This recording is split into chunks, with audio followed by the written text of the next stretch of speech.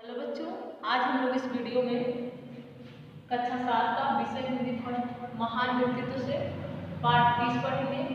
पाठ का नाम है मदर टेरेसा। मदर टेरेसा जो थी वो भारत में बहुत ही एक ऐसी व्यक्तित्व थे जिन्होंने देश में सामाजिक सुधार और सामाजिक सेवा में अपना पूरा जीवन व्यतीत कर दिया। वो एक नर्स के रूप में हॉस्पिटल में मरीजों की सेवा करती थी, दूसरों की सहायता करती थी।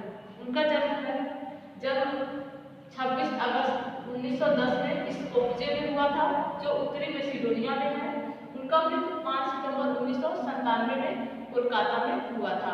आगे हम उनके बारे में बुक की सहायता से पढ़ेंगे। बच्चों, हम लोग पढ़ रहे हैं पाठ 30 मदर टेरेसा। कक्षा में पढ़ाते पढ़ाते उनकी नज़र खिड़की पर ठहर जाती थी। स्कूल के पीछे एक झोपड़ी पट्टी थी जो कक्षा की खिड़की से साफ दिखाई पड़ती थी। उस झोपड़पट्टी में दुखी अनाथ, फटे हाल तथा बहुत ही गरीब लोग रहते थे। वह रोज खिड़की से उनकी हालत देखती थी। उनका मन पीड़ा से भर जाता था। उन लोगों की दयनीय दशा देखकर उनके हृदय में सेवामयी माँ का भाव उत्पन्न हुआ। 3 भाई बहनों में सबसे छोटी और सबकी लाडली नन्ही एग्नेस के बारे में किसी ने सोचा भी नहीं था कि एक दिन वह मदर टेरेसा के रूप में संपूर्ण विश्व की सेवा करेगी। मदर टेरेसा का पूरा नाम एग्नेस गोनवस्हा बोजाक्यूस था। जब एग्नेस मात्र 9 वर्ष की थी, उसके पिता का देहांत हो गया। उस समय उनके परिवार के पास अनेक मकान के अलावा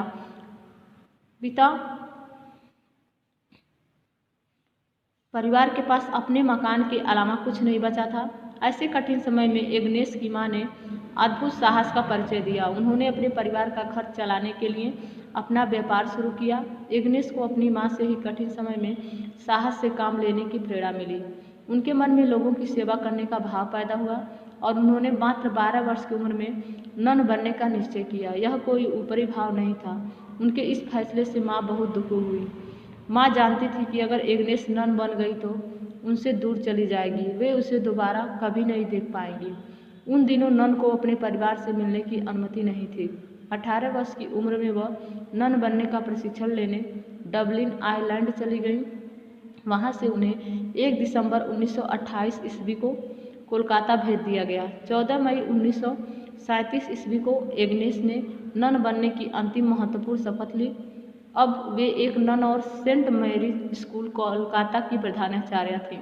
एग्नेस अब सिस्टर टेरेसा के नाम से जानी जाती थी। एग्नेस के सिस्टर टेरेसा बनने के पीछे भी एक कहानी है। प्रशिक्षण के दौरान उनकी मुलाकात एक फ्रांसीसी नन से हुई जिनका नाम था टेरेसा। उस नन का विश्वास था कि ईश्वर को खुश करने के लिए बहुत महान या बड़ा कार्य करने की आवश्यकता नहीं है। प्रसन्नता और आत्मीयता के छोटे छोटे साधारण कार्य करके भी ईश्वर को खुश किया जा सकता है। उन्होंने इसे लिटिल वे का नाम दिया। एग्नेस की इस बात से बहुत प्रभावित हुई और उन्होंने अपना नाम बदलकर टेरेसा रख लिया। यही टेरेसा बाद में दीन दुखियों की सेवा के कारण मदर टेरेसा के नाम से प्रसिद्ध हुई। लोगों ने इनमें माँ का रूप देखा, क्योंकि जिस लगन और अपनत्व की भावना से ये पीड़ितों की सेवा करती थी वह कोई ममतामयी माँ ही कर सकती है। सन 1947 ईस्वी में देश के बंटवारे के बाद बांग्लादेश से लाखों शरणार्थी भारत आए। उनकी दीन दशा देखकर टेरेसा का हृदय द्रवित हो उठा। उन्होंने स्कूल छोड़कर पीड़ितों की सेवा करने का निश्चय किया। काफ़ी प्रयास के बाद सन 1948 ईस्वी में पोप ने उन्हें स्कूल छोड़ने की आज्ञा दे दी। अब टेरेसा नन की परंपरागत वेशभूषा से मुक्त हो गई। उन्होंने नीली किनारी वाली साड़ी पहनना शुरू कर दिया। आगे चलकर यह पहनावा सेवाभावी नर्सों की पहचान बन गई। कॉन्वेंट छोड़ने के बाद उन्होंने यह अनुभव किया कि केवल सांत्वना के कुछ शब्दों व मुस्कुराहट से झोपड़पट्टी के लोगों का भला नहीं होगा। अतः उन्होंने पटना जाकर नर्स की ट्रेनिंग ली। ट्रेनिंग के बाद उन्होंने कोलकाता को अपना कार्यक्षेत्र बनाया। यहाँ उन्होंने यह भी अनुभव किया कि गरीब, असहाय व दुखी लोगों की सेवा करने के लिए समर्पण के अतिरिक्त धन की भी आवश्यकता होती है। यदि मन में कोई अच्छा संकल्प हो, अपने काम के प्रति पूरी लगन तथा विश्वास हो तो ईश्वर भी किसी न किसी बहाने उसकी मदद करता है। मदर टेरेसा ने जब कॉन्वेंट छोड़ा उनके पास 5 रुपये थे। उन्होंने एक स्कूल की शुरुआत से अपना कार्य प्रारंभ किया। यह खुले आकाश के नीचे था। मानव कल्याण की यह यात्रा उन्होंने अकेले ही प्रारंभ की थी। धीरे धीरे लोगों का सहयोग मिलता गया। अब बस्ती के लोग चर्च के फादर और मदर टेरेसा के कई शिष्य उनके साथ थे। बस्ती में रहते हुए उन्होंने अनेक कार्य किए। उल्लेखनीय, मदर टेरेसा और उनके सहयोगियों ने घर व होटलों से बचा हुआ खाना इकट्ठा करके गरीबों को खाना खिलाने का प्रबंध किया। माता पिता के नियंत्रण से बाहर या आपराधिक कार्यों में फंसे बच्चों का जीवन संवारने के उद्देश्य से प्रतिमा सेन विद्यालय की स्थापना की। मदर टेरेसा या उनके सहयोगियों को बस्ती या शहर में कोई असहाय व्यक्ति मिलता तो वे उसे अपने साथ ले आती हैं और उनकी सेवा करती हैं। उन्होंने निर्मल हृदय नामक घर की स्थापना की। यह घर क्या था? एक जीर्ण शीर्ण कमरा था जिसमें 2 पलंग रखे थे। जहाँ कहीं भी उन्हें कोई असहाय व लावारिस और बीमार व्यक्ति दिखता था या ऐसे व्यक्ति के विषय में सूचना कहीं से मिलती थी तो वे उसे निर्मल हृदय संस्थान में ले आती। यहाँ स्नेह, सहानुभूति व प्यार के साथ उसकी सेवा उपचार करती। उसके जीवन को बचाने का पूरा प्रयास किया जाता। इससे उस व्यक्ति को मानसिक संतोष की अनुभूति होती थी। मदर टेरेसा नहीं चाहती थी कि कोई भी व्यक्ति सड़क पर तड़प तड़प कर लावारिस मर जाए। यदि कोई बीमार जीवित न भी बच सके तो कम से कम शांतिपूर्वक मृत्यु को प्राप्त हो। मदर टेरेसा के काम से प्रभावित होकर कोलकाता नगर निगम ने उन्हें काली घाटी के पास एक पुराना मकान इस काम के लिए दे दिया। उन्होंने थोड़े समय में जो कार्य किए उनसे आर्क बिशप बहुत प्रभावित हुए। अंततः 7 अक्टूबर सन 1950 को कैथोलिक चर्च द्वारा उनकी संस्था मिशनरीज ऑफ चैरिटीज को मान्यता मिल गई। माँ की सेवा का यह मिशन विस्तार पाकर भारत के बाहर भी सारे विश्व में फैल गया है। जहाँ भी गरीबी है, रोग है, भूख है, वहाँ विशेष रूप से मिशनरीज ऑफ चैरिटीज काम कर रही है। ऐसा नहीं है कि मानव सेवा की उनकी यात्रा बहुत सरल रही हो। मदर टेरेसा को अनेक कठिनाइयों का सामना करना पड़ा। उनका कहना था कि अगर लोगों के विरोध के कारण मेरी मृत्यु भी हो जाए तो मुझे संतोष होगा कि मानवता की सेवा करते हुए मेरे प्राण त्यागने पड़े। इस तरह बच्चों हम देख रहे हैं कि मदर टेरेसा ने किस प्रकार अपना पूरा जीवन गरीबों, दुखियों और बीमार और असहाय लोगों की सेवा में लगा दिया था। मदर टेरेसा द्वारा संचालित कुछ संस्थाएं निर्मल हृदय, यहाँ वृद्धों, अपाहिजों, अनाथों तथा बीमारों की सेवा तथा शेष जीवन बिताने की व्यवस्था है। शिशु सदन, यहाँ अनाथ, अपंग, समाज तथा माँ बाप के द्वारा त्यागे गए अवांछित बच्चों का पालन पोषण होता है। उनकी शिक्षा दीक्षा का प्रबंध होता है। अगर कोई बच्चा गोद लेना चाहे तो जांच पड़ताल कर संतुष्टि होने पर बच्चा गोद देते हैं। प्रेम घर शांति नगर, कुष्ठ रोगियों के पुनर्वास के लिए ये बस्तियां बसाई गई हैं। यहाँ रोगी अपना इलाज कराते हुए शांतिपूर्वक प्यार भरे वातावरण में रहते हैं और स्वास्थ्य लाभ करते हैं। स्वस्थ होने पर उन्हें दस्तकारी सिखाई जाती है जिससे उनमें आत्मनिर्भरता तथा आत्मसम्मान की भावना पैदा हो। मदर टेरेसा सारे काम अपने हाथ से करती थी। उन्हें किसी काम में कोई शर्म नहीं थी। मदर टेरेसा रोगियों का मलमूत्र भी साफ करने के लिए किसी अन्य को नहीं कहती थी, वह स्वयं अपने हाथों से करती थी। उनका जीवन सादा और सरल था तथा वे बहुत परिश्रमी थी। कभी कभी वह सुबह 8 बजे बाहर निकलती और शाम 4-5 बजे लौटती थी।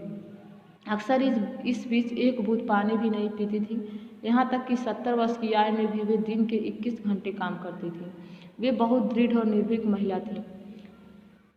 पवित्र हाथ, अमेरिका सीनेटर कैनेडी ने एक बार भारत स्थित शरणार्थी शिविरों का दौरा किया। एक शिविर में उन्होंने देखा कि मदर टेरेसा एक असहाय बीमार व्यक्ति की सेवा में लगी हुई हैं। रोगी उल्टी, दस्त व खून से लथपथ पड़ा था। मदर टेरेसा पूरी तन्मयता से उसकी सेवा सफाई में लगी थी। कैनेडी यह दृश्य देखकर बहुत प्रभावित हुए। वे मदर टेरेसा के निकट जाकर श्रद्धापूर्वक झुककर बोले, क्या मैं आपसे हाथ मिला सकता हूँ? मदर टेरेसा अपने हाथों को देखकर बोली, ओह अभी नहीं, अभी मेरे हाथ साफ नहीं है। कैनेडी ने भाव विह्वल होकर उनके हाथ अपने हाथ में ले लिया और कहा, नहीं नहीं, यह कहकर इनका अपमान मत कीजिए, ये बहुत पवित्र है। इन पवित्र हाथों को अपने सिर से लगाना मेरा सौभाग्य होगा। यह कहते हुए कैनेडी ने माँ टेरेसा के हाथों को अपने सिर पर रख लिया। 5 सितंबर सन 1997 को लंबी बीमारी के बाद मदर टेरेसा ने सदा के लिए अपनी आंखें मूंद ली। संपूर्ण विश्व में शोक की लहर दौड़ गई। उस दिन विश्व ने अपनी करुणामयी मां खो दी। कोलकाता की सड़कों पर लोग फूट फूट कर रो रहे थे। उनकी अंतिम यात्रा में भारत ही नहीं, विश्व के अनेक देशों के प्रतिनिधियों ने भाग लिया।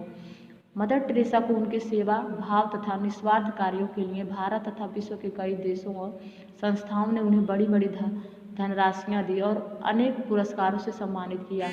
मदर टेरेसा को जो भी दान पुरस्कार मिलता वह सबका सब सेवा कार्यों पर लगाया जाता था। यद्यपि मदर टेरेसा भारतीय नागरिक बन चुकी थी, फिर भी वे संपूर्ण विश्व को अपना घर मानती थी। एक बार विदेशी यात्रा से लौटकर आने पर एक पत्रकार ने पूछा, सुना है आप अपने देश गई थी? माँ ने उत्तर दिया, अपना कौन सा देश, मेरा देश तो यह भारत ही है। वैसे मनुष्यता के नाते सारा विश्व ही मेरा देश है। मेरे लिए अब मैं और मेरा की कोई सीमा नहीं है। जहाँ भी दुखी पीड़ित अनाथ असहाय मनुष्य दिखेगा मैं उसी की हूँ, वह मेरा है। यद्यपि आज मदर टेरेसा हमारे बीच नहीं है, फिर भी उनका यह संदेश दुनिया के हर व्यक्ति के लिए प्रेरणा स्रोत है। आपको विश्व में जहाँ कहीं भी दुखी, रोगी, बेसहारा, अनाथ, बेघर, असहाय लोग मिले, वे आपका प्यार पाने के हकदार हैं। उन्हें अपनी मदद, आपकी मदद चाहिए। जाति और धर्म पर विचार न कर उन्हें एक मनुष्य के नाते दी गई आपकी मदद, आपका प्यार मानवता का सिर ऊंचा कर देगा तथा आपको अपूर्व मानसिक सुख तथा शांति मिलेगी। इसी में जीवन की सार्थकता है। पुरस्कार व सम्मान। इंग्लैंड की महारानी द्वारा order of British empire, England के राजकुमार फिलिप द्वारा टेम्पल्स पुरस्कार, अमेरिका सरकार द्वारा जॉन एफ कैनेडी पुरस्कार, भारत सरकार द्वारा श्री जवाहरलाल नेहरू शांति पुरस्कार, भारत सरकार द्वारा पद्मश्री व भारत रत्न पुरस्कार, 1980 में पोप छठे द्वारा पोप शांति पुरस्कार और नोबेल पुरस्कार 1979 में। पारिभाषिक शब्दावली। नन कैथोलिक धर्म के अनुसार ऐसी महिलाओं को नन कहा जाता है जो अपना घर परिवार त्याग कर आजीवन समाज सेवा का व्रत लेती हैं। कॉन्वेंट का अर्थ है ननों के प्रशिक्षण केंद्र को कॉन्वेंट कहा जाता है। यहाँ उन्हें शिक्षा के साथ साथ सामुदायिक सहभागिता, सेवा भाव एवं आराधना के गुणों की शिक्षा दी जाती है। मिशनरी ऑफ चैरिटीज, यह एक संस्था है जिसका उद्देश्य गरीबों, पीड़ितों और रोगियों की सेवा करना है। इस तरह से बच्चों हमने मदर टेरेसा के जीवन से ये सीखा कि किस प्रकार से मदर टेरेसा असहाय, रोगी, बीमार या ज़रूरतमंदों की सेवा करती थी। उनके अंदर सेवा का जो ममतामय भाव था, अगर वो हमारे अंदर 1% भी हो तो हमारे देश में शायद या हमारे क्षेत्र में या हमारे आसपास के समुदाय में कोई भी व्यक्ति असहाय, पीड़ित और अपने आप को बीमार या दुखी नहीं समझेगा। इसलिए बच्चों हमें मदर टेरेसा के जीवन से ये शिक्षा लेनी चाहिए और हमें अपने अंदर समाज सेवा के गुणों को विकसित करना चाहिए। सभी बच्चे मदर टेरेसा के जीवन के बारे में जो ये पाठ दिया है इसको पूर्ण रूप से पढ़ेंगे, उनके गुणों को अपने जीवन में उतारने का प्रयास करेंगे। पाठ समाप्त हुआ। धन्यवाद बच्चों।